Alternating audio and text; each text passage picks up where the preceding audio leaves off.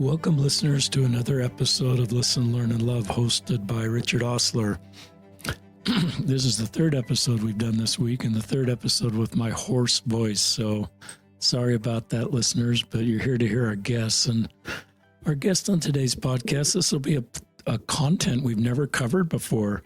We have the founder of a charter school, Roots High Charter School, located in West Valley, Utah, on the podcast, my friend Tyler Bastian. Welcome to the podcast, Tyler. Thank you. I'm excited to be here. I've just been visiting with Tyler, and I'll give you a little bit of an overview. Tyler is a married father, a married husband, and a father of 6 kids, plus another kid along they brought in. He grew up in Utah or Salt Lake County.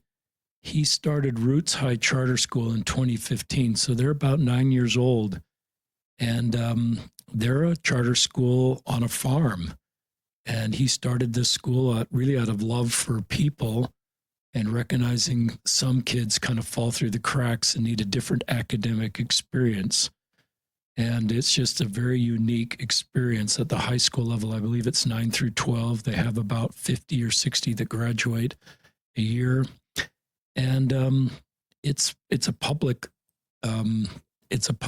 funded publicly. So if you wanted to go to a school like Roots Charter School, you don't have to pay separate tuition. It would just be like a public school. They have a waiting list, but they also, at the beginning, they generally are able to accept everybody. So you may be a parent of a kid who is having a difficult high school experience or a junior high experience and live in the Salt Lake County general area and might consider Roots. He's not necessarily on the podcast just to invite everybody to come to Roots, but I think to increase awareness of what Roots is trying to accomplish and the fit for some youth, especially youth that are having a harder experience or falling through the cracks.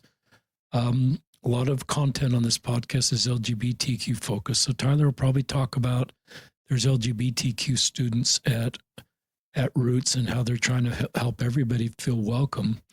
At the same time, not creating silos where here's the group of LGBTQ students and here's another group, and they're really trying to create unity within their school and not create sort of silos that potentially can separate us. So it's also a kind of a personal story of just doing something that Tyler probably didn't think he'd be doing. I think if I met Tyler, coming out of school or after his LDS mission, he probably wouldn't say, this is what I'm doing.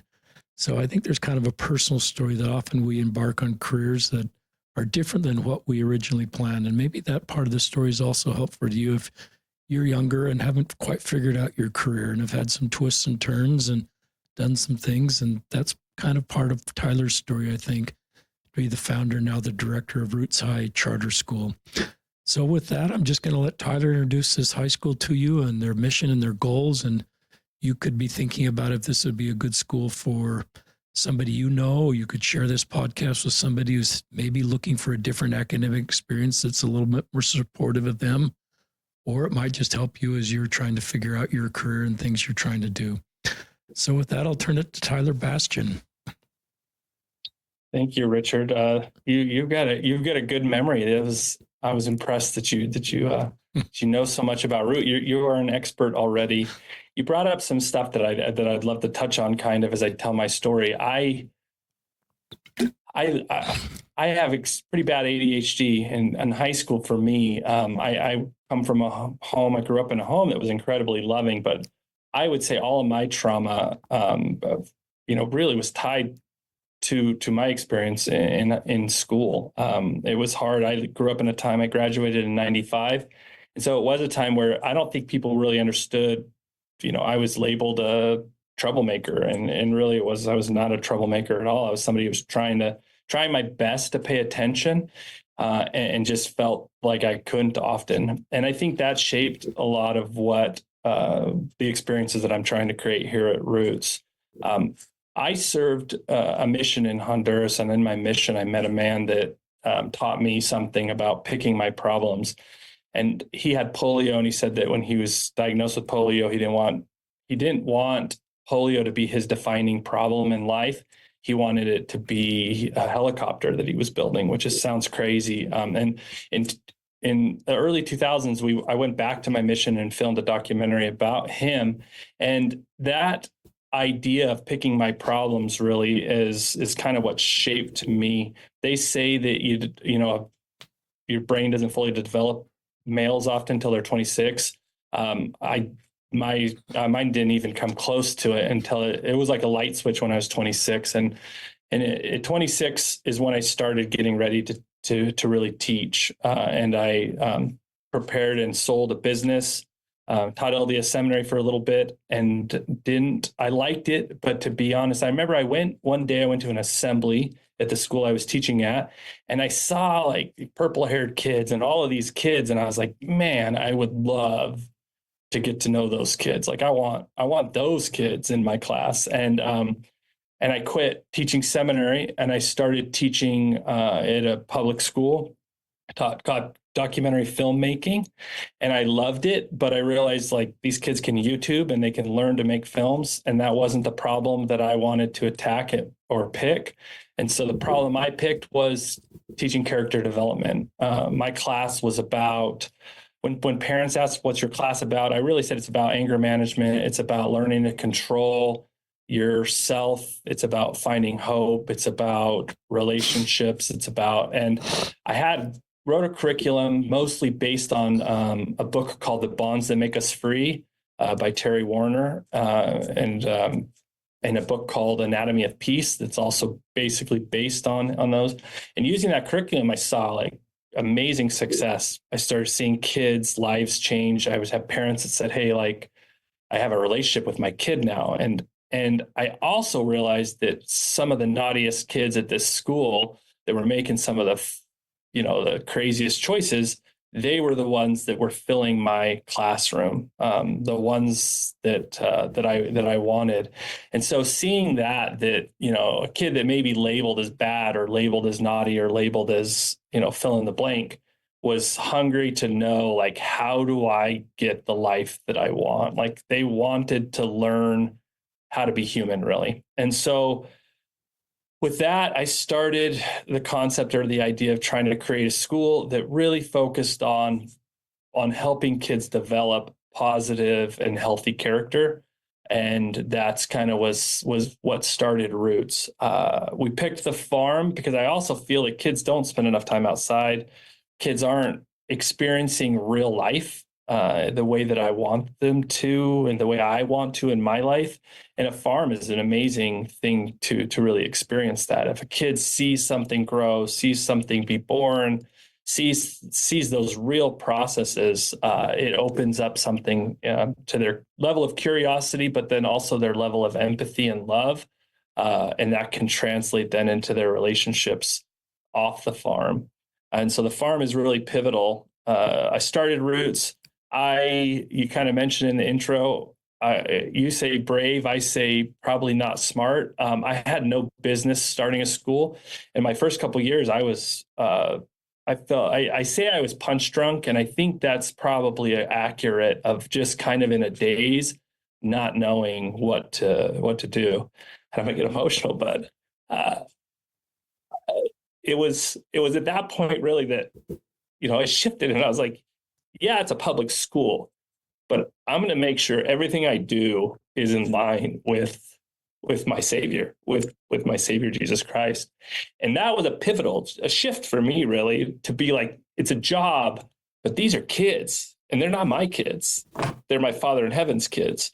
And that matters. And that is was probably year 2 or 3, and it created a great shift. The first couple of years of Roots, we averaged 7 suicide attempts per school year, and for a population as small as ours, that's a lot of misery, a lot of stress, a lot of heartache. And after 1 year with an exceptionally bad incident that kind of ending the year, I was like, I can't keep doing this. I can't, it's not sustainable emotionally for my staff or for me. That same summer, I think, kind of as a tender mercy, a film came out about Fred Rogers. And I've always been a huge Mr. Rogers fan.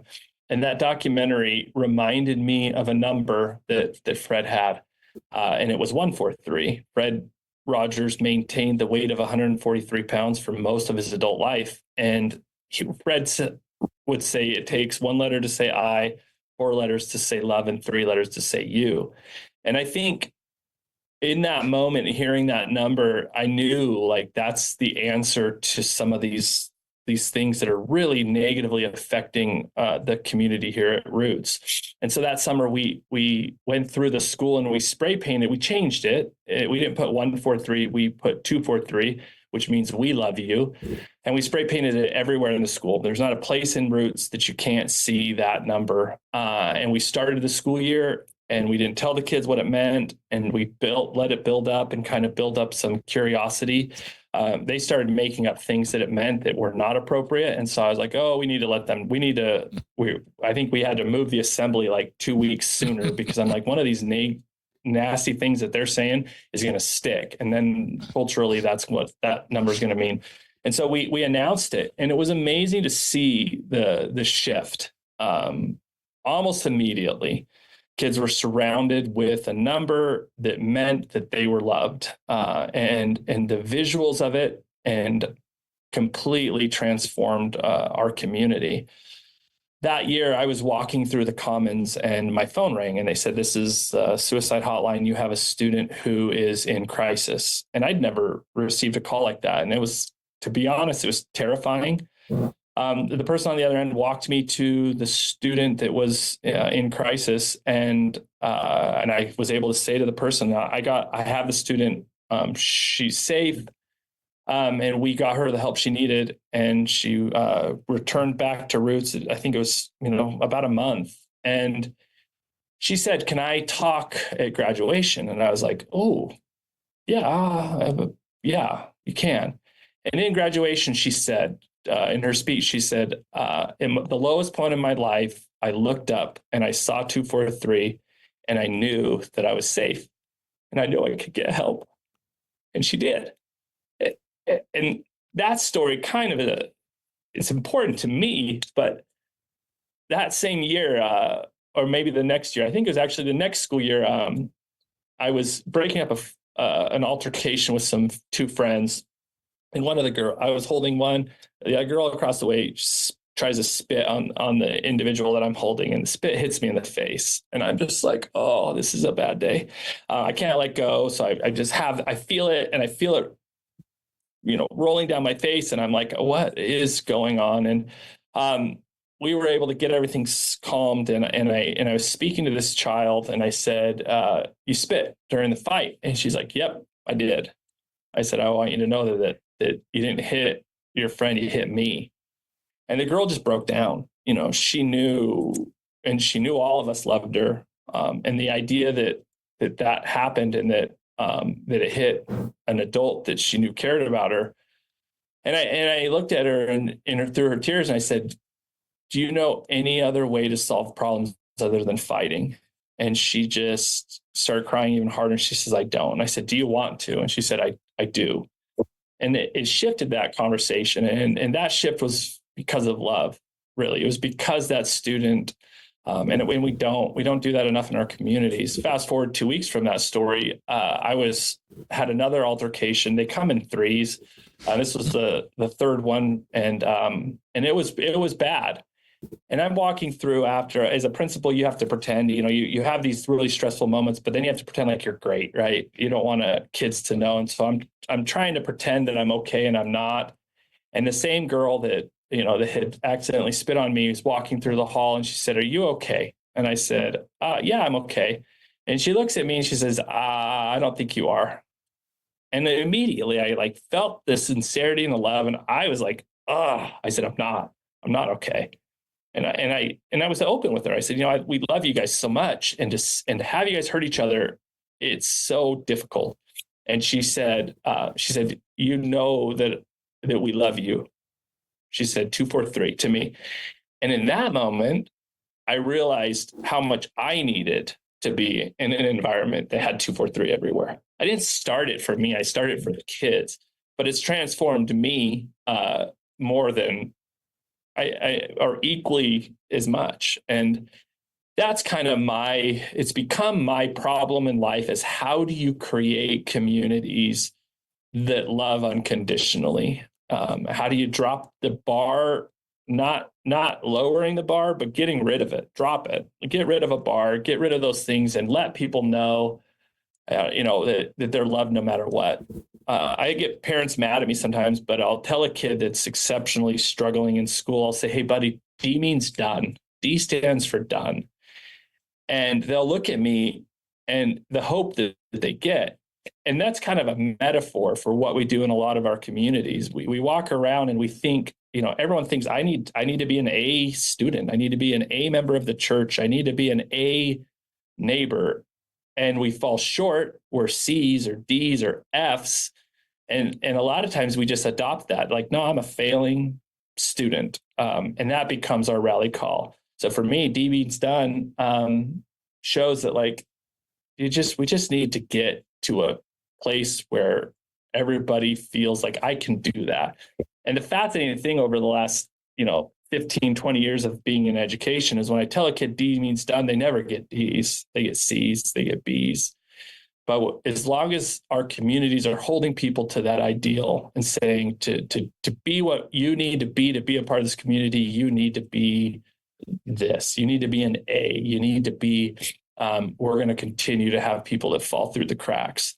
And that's the mission of Roots. We don't allow clubs. We don't really allow anything in Roots except for 243. And because of that, you can come to Roots at a lunchtime and you'll see, labeled kids, whether that's LGBTQ or, fill in the blank, cowboys, Trumpers, all of these different gang members, all of these labels that we put on each other in society.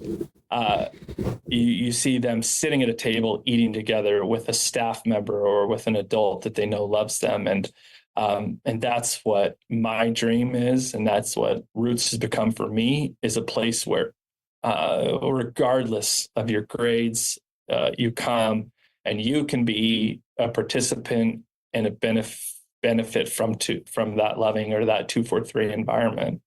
And it's not what we do in most of our communities, unfortunately. It's definitely not what I experienced in my schooling, and it's not what most of our kids experience in schooling prior to coming to Roots. You'd go back 25 years, 20 years when I was teaching seminary, and you said, you will bear your testimony more in a public school than you could ever do as a seminary teacher. I would have never believed you. But every day I get to bear testimony of my Savior. Every day. But you don't do it with words. You do it through how I'm treating the kid. Kid comes to me and he doesn't want to talk to me, or he's scared of me because I'm a principal. And how I look at him, how I approach him, how I pat him on the back or touch him on the shoulder, that is how I bear my testimony at Roots. And it matters. I think that we forget that it's not about Sundays. It's about Monday through Friday, Monday through Sunday. And that's what we need to do. I feel that we've lost the idea of religion as a practice. Every day we're trying to get better at it. And Roots gives me, to be honest, it's a selfish endeavor because it gives me every day I wake up and I get an opportunity to try a little harder to love the way Jesus Christ loves, and do it without legally being even able to mention to the kids that they have a Savior. I have to show them through how I treat them that light. And it's I couldn't ask for a more fulfilling, better job. I'm always stressed. I'll give you that. But every day I wake up and I'm grateful that I get to be with the community that I get to be with here at Roots. And that's probably actually the short version of my story. But it's not very short. Listeners, I just never know what I'm going to get into in these podcasts. And There's just, I'm so moved already by what Tyler shared. I bear my testimony, quote, I don't do it with words, but how I treat people. What a powerful statement. And to put that into practice, Monday through Saturday through the work at Roots and helping people that may not feel they're lovable feel loved. You're the authority figure in their life.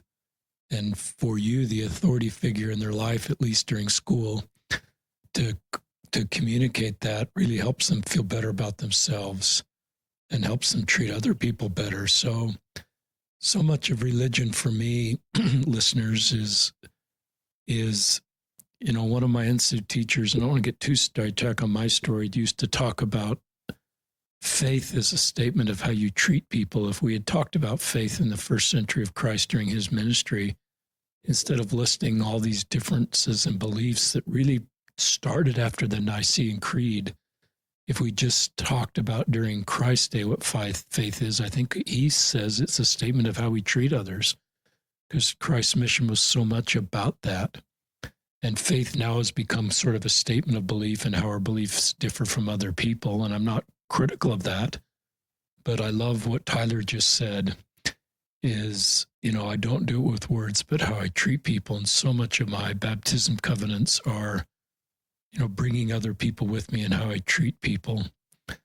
That's really powerful. The other thing I'd just like our listeners to imagine, because I'm seeing Tyler, here's the director of a high school, the founder. I think he's calling in from his office, zooming in, and in the background is not a typical background of pictures and degrees and sort of organization and the things I'd see in an administrator. But tell us what I'm seeing behind you for our listeners that's in your office. Behind me, I have poison dart frogs in little, they call it vivariums. And so there's plants. There looks like a little rainforest in a glass box.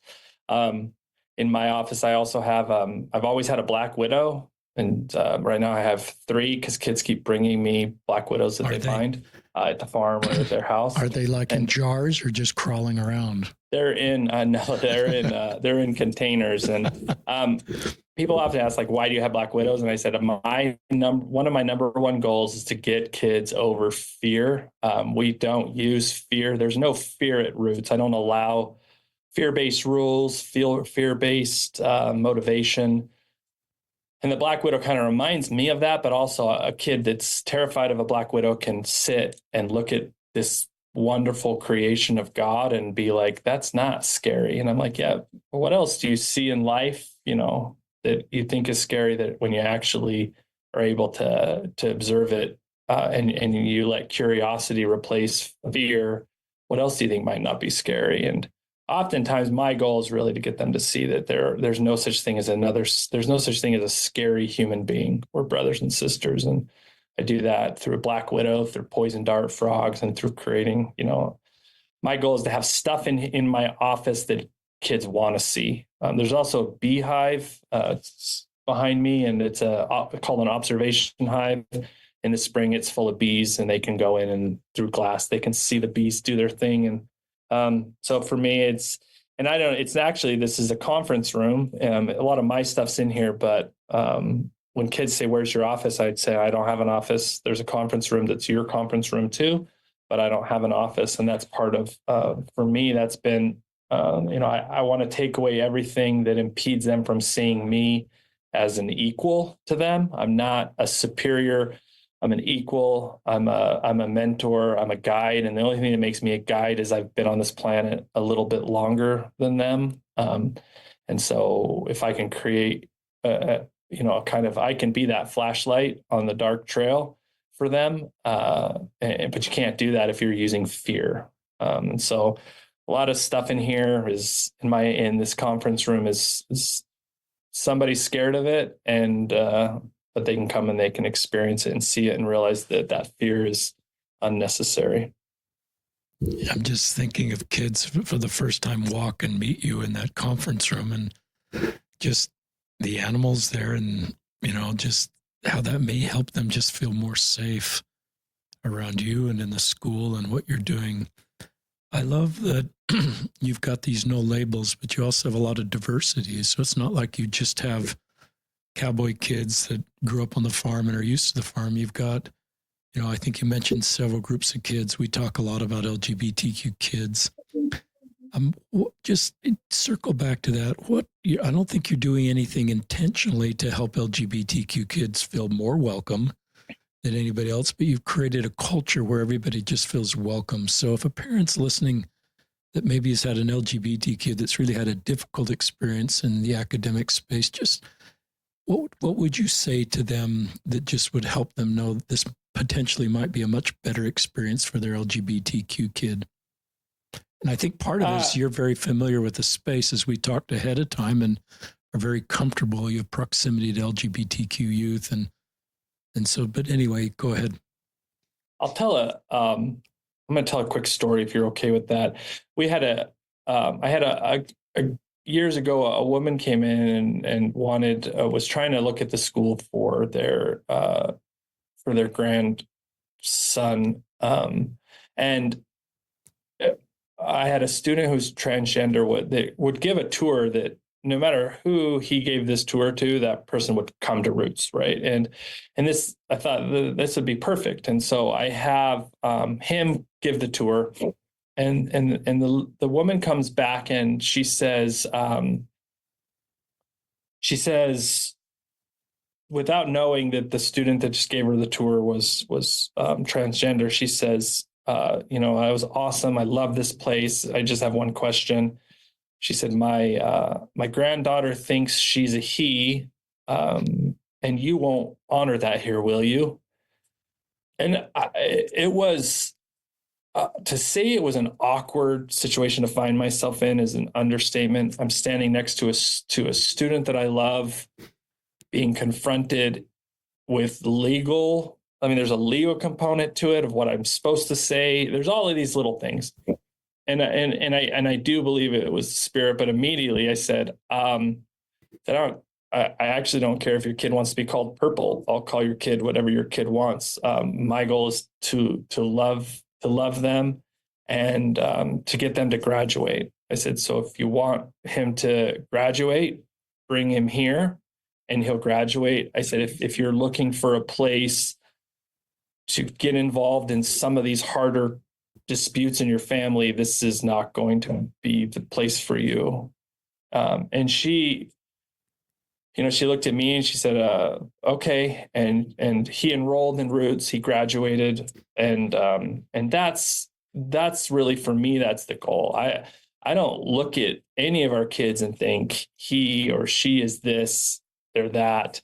I look at them and I think they're my student. I need to learn to love them. I need to know their story, know their name, and respect that name, respect that story. No matter what my background and my story is, I need to learn to love and be curious of their story. And creating that environment has enabled us to really we've been very successful with kids that come to us struggling with gang activity or some of those things. And by the time by focusing on their identity as somebody who is loved and perfect the way they are, some of those other labels, they take them off, they fall away, and they're able to be themselves. And whether that's, no matter what, kids are kids. If they're LGBTQ or if they're kids are kids. And I don't see, we don't make a deal of any of it. The student who comes to us and wants to be, called purple, I've never had that. And let's be curious and let's call them purple and get them to where they want to be in life and get them to reach their potential. And that, I think, I wish that we understood that actual equity and creating safe, equitable environments is super, super messy and chaotic, and it's not what you think. I knew we'd reached true equity when someone told me I was a bigot and I was racist. And then the next week, someone told me I was homophobic. and in fill in the blank. And I started getting called these names. And a lot of that came from the idea of like, I'm not jumping on any of these bandwagons. I'm going to love these kids unconditionally. And it works. Like love works. Anytime you divide, even if you're anti something bad, that anti creates a division. We're not anti-drug. We're not anti-suicide. We don't ever use any anti. We use pro. So like suicide prevention, we call it love intervention. Anti-bullying, we call it 243. We love you. And we really don't actually even talk about bullying. What is it? Where you look is where you go. And where you stare is where you steer. And so for us, I think our success isn't, I don't even know if I'd call it our success. Our foundation is love, and that creates the ability that someone can come with any background and find success. Talk about the animals. You have a little bit, but you could do everything you're doing without the animals. In theory, you could.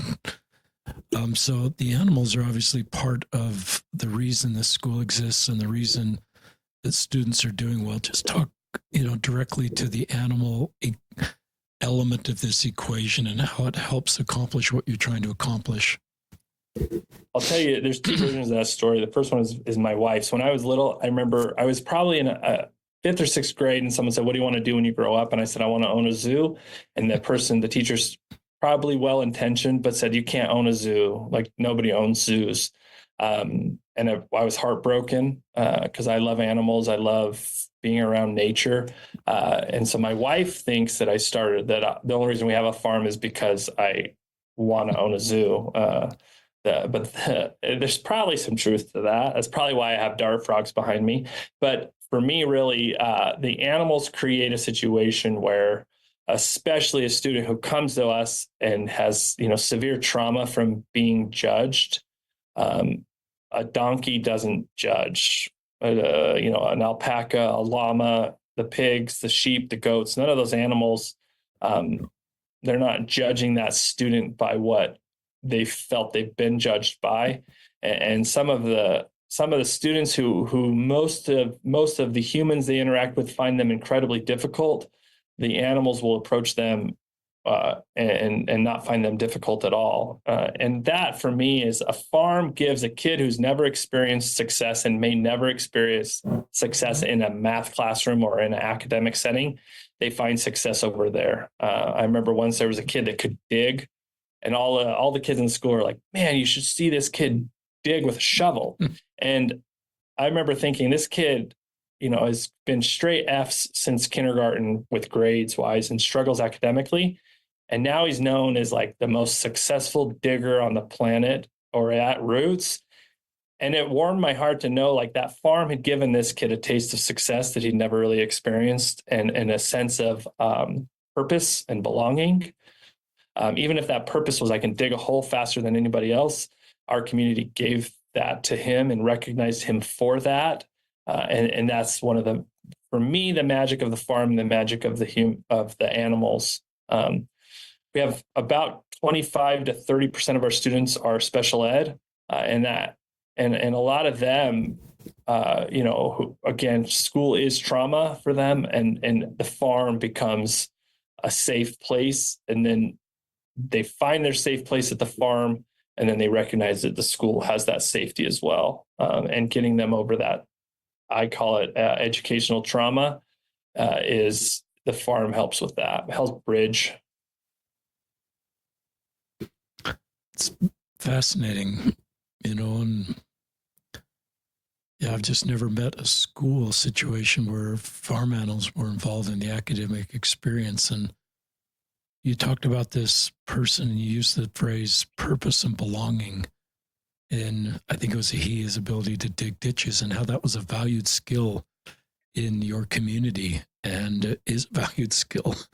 Irrigation, all the reason we need ditches and farms probably is beyond my understanding, but then to bring purpose and belonging, and people feel better when they feel that way. Talk talk to parents. What would be the next step if they think this might be a good, option for their kid? Do they go to your website? We'll list your website in the show notes. Just what would be the next step for a parent that wants to learn more, or even consider sending a student to your school? So our website is www.rootshigh.org. There is a little tab up top that says enroll now, I believe, or enroll student. And that's kind of how you start that process. I think even bigger than that, because I'll be honest, my goal is not to open up a bunch of Roots, but my goal is to help every kid have a Roots experience. And so demanding more of the schools where your kids are at, not in a mean way, but in just a normal way. We're a 9 through 12, and I had a teacher, for example, I walked into an office of a school my child was at, and they said, I said, I'm here to pick up my child. And they said, what's their student number? I said, I'll never give you my kid's student number. My kid's not a number. I said, so I'll give you their name, but never ask me again for my child's number. And I think those little things, they sound rude, I guess, or they sound like, but we have to recognize schools. Yes, they're systems, and yes, they're organizations, but they're the most important organizations we have on the planet next to churches. We have to demand that we're creating environments where kids are known. And so if a parent's struggling, just ask the teachers to get to know their kid. Teach your kid to tell stories, teach your kid to be the best storyteller they can be, so that kid can tell their story and find their voice and not be invisible, because way too many of us walk around on a daily basis and we're invisible, or we walk around and those around us are invisible, whether that's the person checking us out at a grocery store, or the person holding a slow sign on the road, or the homeless individual that we pass. We can't allow anyone to be invisible. And so if your kid's struggling, I would have those hard conversations with the school your student's at, and say, I need my kid not to be invisible. You're dealing with good people in a broken education system.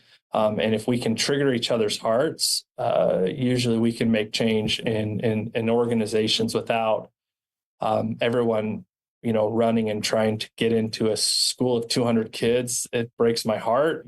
So I do think we need to make systemic change. And so for a parent, I would love to have your child. I wish I could have every kid, but also we need to be a little more bold and demand that our schools be more loving and not be afraid of it. Todd, here's I assume because your oldest is 24, you're in your mid 40s somewhere. Yeah.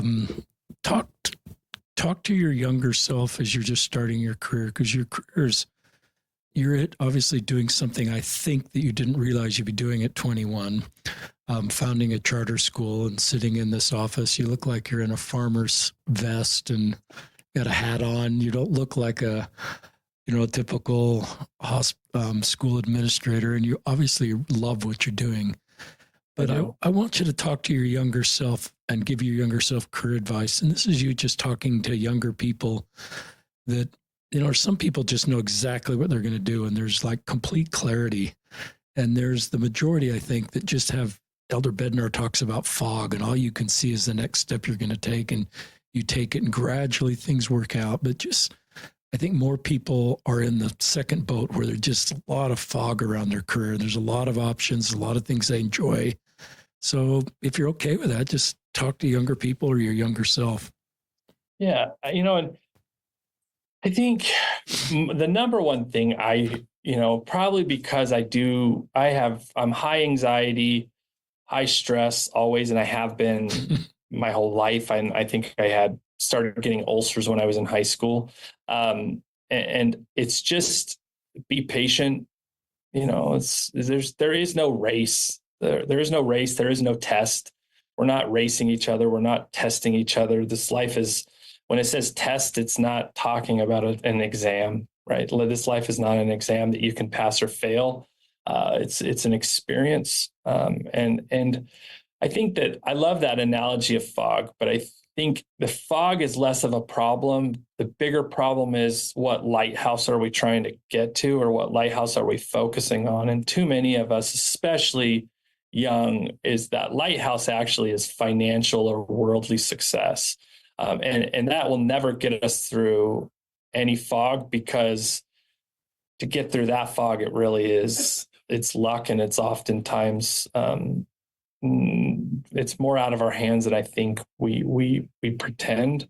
And so if our lighthouse is Christ, or our lighthouse is being kind, or for me it's 243, that fog, it's never going to go away, but you recognize that you recognize where you're going, and we need to stop feeling that need, especially in our 20s, that where we're going is wealth, or and if I could go back to my younger self, I enjoyed the time of owning a business and trying to kind of chase my tail a little bit, I guess you could say, and grow a business. But I'm so much happier and so much more fulfillment in public education than I ever could have. I personally, for my personality, could have ever gotten in the business world. And I think that's important. It's understanding, like, what makes you excited to get up in the morning. And if that's not a wealth thing, then it's just your living standards to meet what you want out of life. Don't work to live the life you want. Don't live your life away to work at being rich or successful in that way. And that's it's hard. I think that, not to sound too, but I think Satan uses a financial and worldly success so subtly that so many of us find ourselves in a fog at an early age, because we're fearful that we're not going to be someone. And my students struggle with that. I struggle with that, and realizing that you already are someone. You're a child of God. Like, you are. Every one of us is, no matter, like, we're magnificent and we're priceless. And if we have that, like, I'm priceless no matter what, I think it makes those decisions easier. It makes it easier to say, like, I want to be an art teacher, or I actually just I would love to have the schedule of a garbage man so I could fish all afternoon and evening. And then we say, you know what? I'm going to go be a garbage man. I'm going to go wake up at 4 a.m, be done at 11. And there's nothing wrong with that. Like, there's nothing wrong with that. And who cares the optics of what success looks like to the world? I think often of the rich young man, and he lived obviously in a society where he thought he was asked to give up everything and follow the Savior, when actually he gave up everything to follow his riches. And we don't know where that ended up, right? So I'm not trying to make a judgment of this young man, but we sacrifice, and we walk away from the wrong things. And I wish I would have known that when I was young, to walk away from the right things. It's really powerful, Tyler.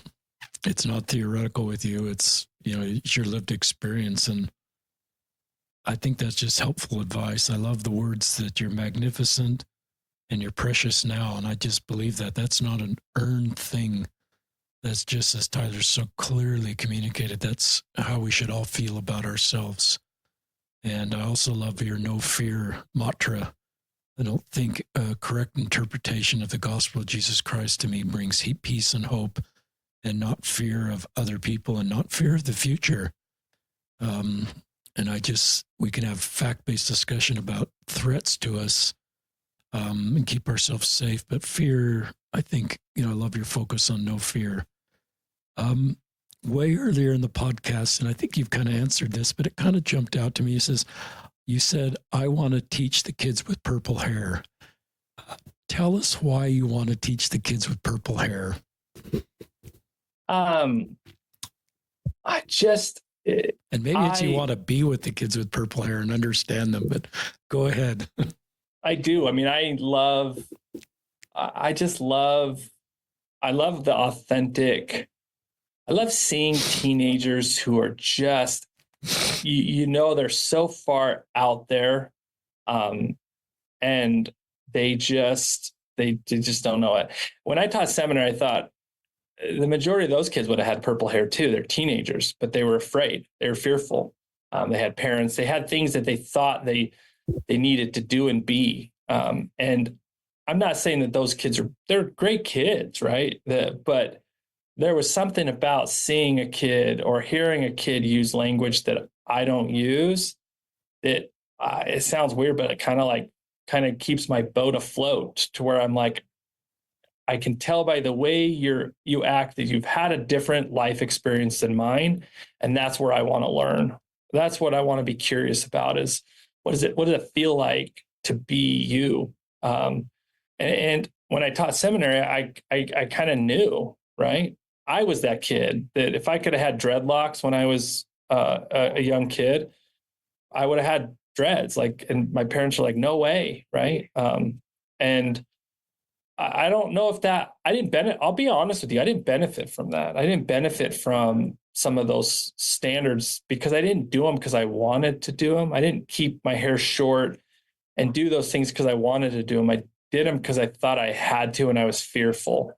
So when I see somebody who's like, you can tell they're not afraid really, and they're doing something that's like kind of out there, it's more fun. And I think it's easier to get them back on a path that's meaningful than it is the kids that are afraid of their own shadow and have kind of developed a fear-based obedience that, like I did, to be honest, a fear-based obedience that it doesn't really serve anybody. And I didn't feel like I could be myself as a kid. And I definitely don't blame my parents or a bishop or anybody, but I wish we were a little bit more talking about love Christ and express yourself, even if it's if it's different, then you show your love to Christ by how you dress and how and I just don't. So I think that was, I was really drawn to that. I was drawn to seeing kids and being like, I just want to know your story. I know a lot of my seminary kids' stories because it's my story. I didn't know. That said, I was also a little bit naive because when I really got to teaching public ed and started seeing those seminary kids from a different side, I realized I didn't know their story either. They came from oftentimes from difficult homes and from difficult situations as well. And so it was what set me on my path, but I was probably naive and wrong in many ways, that we're all purple-haired kids.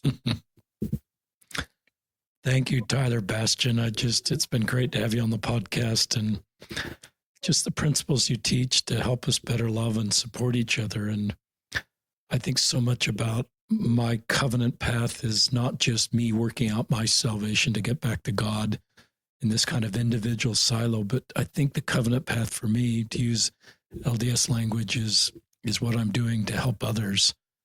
And heaven is not, there's no limit to the number of people that can get to heaven. Exaltation is not limited to a few, and salvation's same. So I just believe, like you, that, so much of what we can do is to help people feel love. And so much of the gospel of Jesus Christ is how we treat each other and helping everybody feel loved. I just think God needs our arms and hands and words to bless others. That's how most of his work is accomplished, through the actions of us and those of you that are Latter-day Saints or other faiths. We know all these faiths on the earth that are rooted in good principles like compassion, charity, empathy, the golden rule to lift and help others. And I just admire your personal story that you're not 65 regretting what you've done career wise, that you had the guts in 2015 to do something that probably many people around you said, "Are you really serious, Tyler? You're going to go do this?"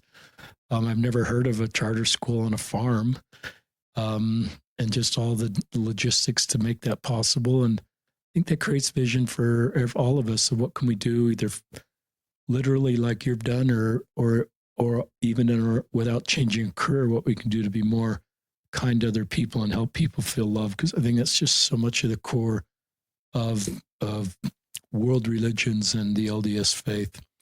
So anything else you want to say in closing, Tyler? No, it's fun. I feel spiritually fed just from talking to you and from, sharing my students' stories. And I think that I don't think we do enough of this. This is a podcast, but it's also just a conversation between two individuals that do have different experiences. And you're going to leave here, I'm going to leave here, and we're going to see 1,000 today, other people who are the same, and learning to slow down and just have these conversations is super important. So thank you. Thank you. Thank you for our listeners for listening. And in the show notes, we'll put a link to Roots High Charter School so you can check that out. And thank you for listening and sharing this podcast with others. And my next episode's not for about 7 days. So hopefully when I record my next episode, I'll have my normal voice back. So thanks for navigating that. And this is Tyler Bastian, my new friend. Looks like he's dressed to be going duck hunting at Salt Lake. He's just, it's cold here today. I love just the authentic Tyler that I'm seeing, and just instead of fitting into a role, he's just belonging on who he authentically is, and using that gift of belonging to help other people feel the same. And Richard Osler signing off. So we'll take care, listeners, and we'll talk to you next time.